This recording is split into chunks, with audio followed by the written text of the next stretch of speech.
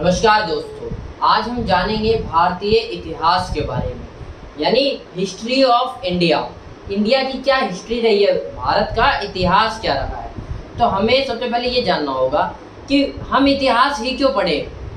इतिहास मतलब भूतकाल जो बीत गया, प्रेजेंट टाइम जो चल रहा है, फ्यूचर जो आने वाला है। तो हम इतिहास पढ़ के क्या करेंगे, इतिहास पढ़ के इतिहास से सीख लेंगे कि जो गलतियाँ हुई है पास्ट में उसे रिपीट ना किया जाए, और जो अच्छी चीजें उन्हें रिपीट किया जाए। समझ रहे हो, इतिहास से हमेशा सीखना चाहिए। तो वही बात है, हमें आज हिस्ट्री ऑफ इंडिया इसलिए पढ़ जा रहे हैं। अब हिस्ट्री तो पढ़ ही रहे हैं, लेकिन इंडिया का हिस्ट्री पढ़ रहे हैं इसलिए और इम्पोर्टेंट हो जाता है। ध्यान से सुनना, ये बेसिक कॉन्सेप्ट है, बहुत सारे क्लियर करती चलेगी। तो शुरुआत करते हैं। सबसे पहले एक बात जान लो कि इंडिया का इतिहास इतना छोटा नहीं है कि चंद दो पन्नों में सिमटाया जा सके। कहने का मतलब क्या है, इंडिया का जो इतिहास है वो बहुत बड़ा है। तो जहाँ से प्रमाण मिलना, शुरुआती प्रमाण मिलना स्टार्ट होते हैं, वो है वैदिक कल्चर, यानी वैदिक काल। एक टाइम था जिसे वैदिक काल कहा गया। यहाँ सबसे स्टार्टिंग में यहीं से हमें प्रमाण मिलने स्टार्ट हो जाते हैं कि किस किस प्रकार का रहा होगा इंडिया। सबसे पहले हम वैदिक कल्चर में ये जानते हैं क्या है वैदिक कल्चर। पहले शब्दों को समझो। वैदिक मतलब वेद से रिलेटेड। अब वेद का मतलब क्या था, देखो वेद जो था विद नाम के शब्द से निकला है। किसने? विद नाम। वैदिक जो है वो वेद से है।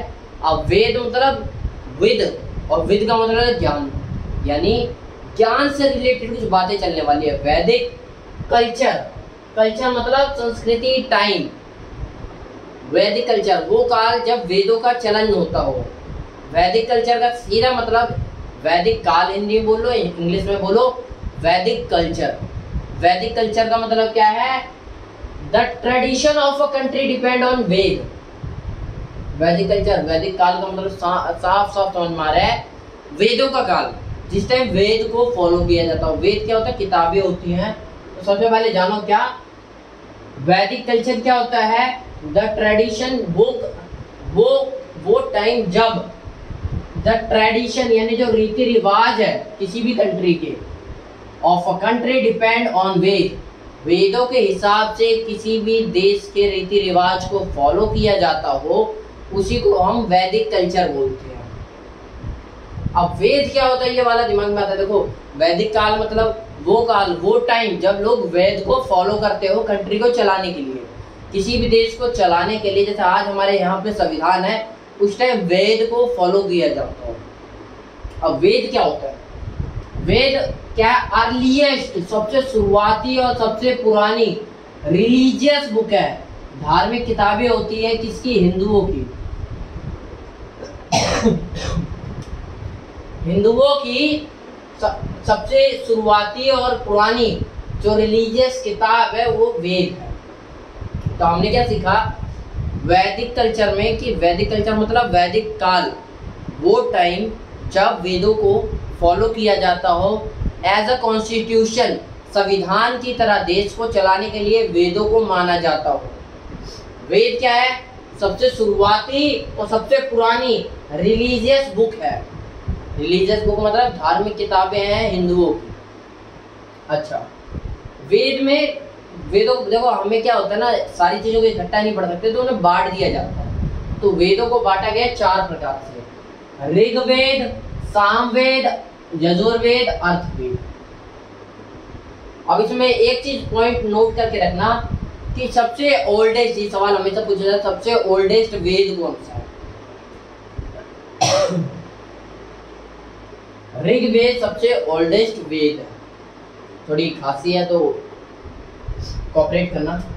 ऋग्वेद कौन सी है? ओल्डेस्ट वेद है। याद रखना, बहुत इंपॉर्टेंट सवाल है कि ऋग्वेद जो है वो सबसे पुराना वेद है। अब ये करता क्या है, इसके अंदर किस चीज की जानकारी है? कंटेन्स डाटा, यानी डाटा, जानकारी, information about life and civilisation of earliest phase of Aryan. जो आर्य लोग थे, आर्य मतलब हिंदू लोग थे, वो लोग, उन लोगों की क्या करता है लाइफ और सिविलाइजेशन, कैसे वो धीरे धीरे इवॉल्व होते गए, कैसे सिविलाइज हुए, सभ्यता उनके पास आने लगी, सभ्य लोग कैसे बनते गए, वो अर्लीस्ट फेज ऑफ आर्यन, यानी आर्यन मतलब सीधे सीधे हिंदू समझ लो, जो भारत की तरफ रहने वाले लोग, तो भारतीय लोगों को कि जो अर्लीस्ट सबसे शुरुआती फेज में कैसे वो सिविलाइज होने लग गए, कैसे सामाजिक रूप आने लग गया, तो उन सब के बारे में जानकारी कौन रखता है? ऋग्वेद। ठीक है, तो ऋग्वेद क्या करता है? भारतीय लोग किस प्रकार से सिविलाइज हुए, सभ्य बनते गए, सभ्यता उनके पास आती गई, कैसे इवॉल्व हुए, इसके बारे में जानकारी ऋग्वेद देता है। सामवेद किस बात की जानकारी देता है?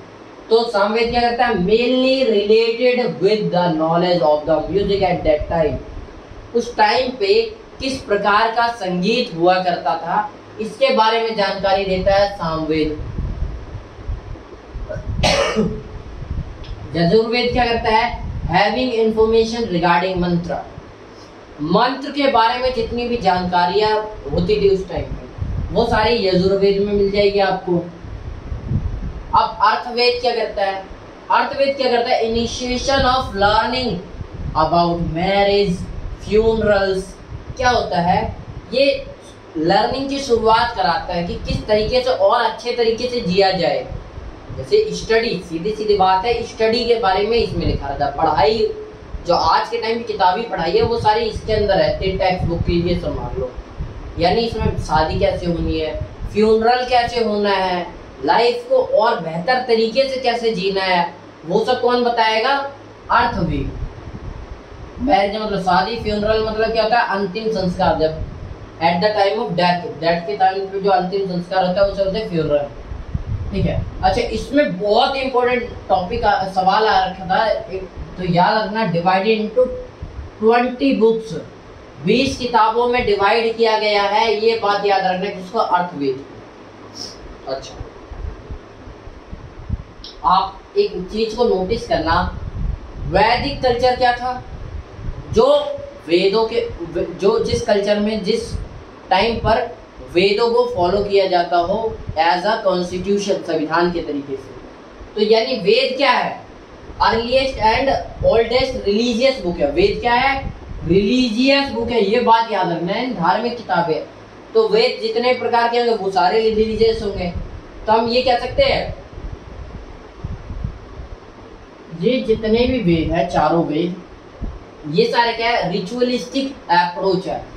ये क्या करते हैं? रिचुअलिस्टिक मतलब एक रिलीजन से रिलेटेड अप्रोच रखते हैं। सारे में सब कुछ तो पढ़ाया जा रहा है, संगीत के बारे में पढ़ाया जा रहा है, स्टडी के बारे में पढ़ाया जा रहा है, म्यूजिक के बारे में पढ़ाया जा रहा है, कैसे ग्रो हुआ और सिविलाइज हुआ, वो सब के बारे में पढ़ाया जा रहा है, लेकिन धर्म से जोड़कर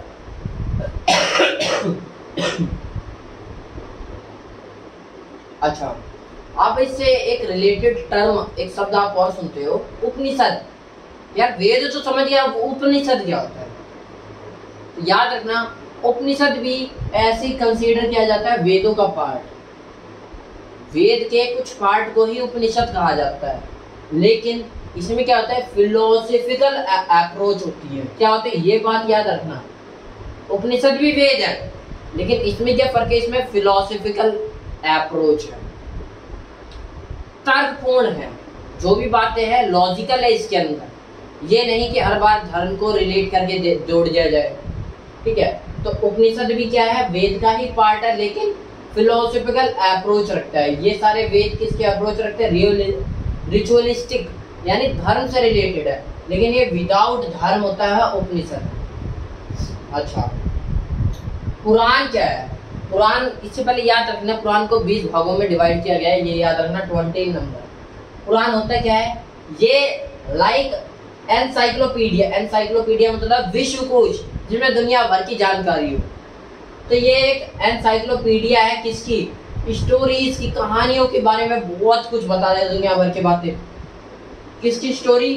गॉड्स की, भगवान की स्टोरी, लेजेंड्स की स्टोरी, हीरो जितने हुए थे उन सब की स्टोरी, फोल्क टेल यानी लोक कथाएं जो होती थी उनकी स्टोरी, एस्ट्रोनॉमी के बारे में, पिलग्रिम्स या तीर्थ यात्री होते थे उनके बारे में, थ्योरीज यानी जो भी थ्योरी हुई थी उनके सारे बारे में, फिलोसफीज जितने भी दर्शन शास्त्र थे उन सब के बारे में। ये क्या करता है, पुराण सीधा जो गॉड हीरो इन सब के रहे थे उनकी स्टोरीज के बारे में बताता है डिटेल से, वो पुराण है। इसके अलावा एक और शब्द सुना होगा महाकाव्य, जिसे इंग्लिश बोलते हैं एपिक्स। एपिक्स क्या होता है, महाकाव्य। हिंदी से ही समझ में आ रहा है, महा मतलब लॉन्ग, काव्य मतलब कविता या स्टोरी। तो वो स्टोरी जो बहुत वास्ट, बहुत लंबी चौड़ी हो, जैसे रामायण और महाभारत। किसकी, हिंदुओं में क्या है, दो एपिक काव्य है, दो बड़े बड़े स्टोरीज है, महाभारत और रामायण। अब बोलोगे यार लिखा तो ये रामायण की जगह रामायण है और ये महाभारत था, तो इंग्लिश में याद रखना है, जैसे राम को लिखना हो तो आप राम ना लिख के क्या लिखोगे, ये नहीं लिखोगे, ये तो हिंदी में है, इंग्लिश में लिखोगे तो रामा लिखोगे। तो उसी प्रकार रामायण और महाभारत लिखा जाता है, छोटा सा कॉन्सेप्ट है, याद रखना। तो एपिक क्या है, महाकाव्य, बहुत लॉन्ग पोएम या स्टोरी, जैसे रामायण और महाभारत हिंदुओं में। तो आज के लिए बहुत है, आगे भी हम डिस्कस करते जाएंगे, आगे भी बहुत कुछ है। नमस्कार।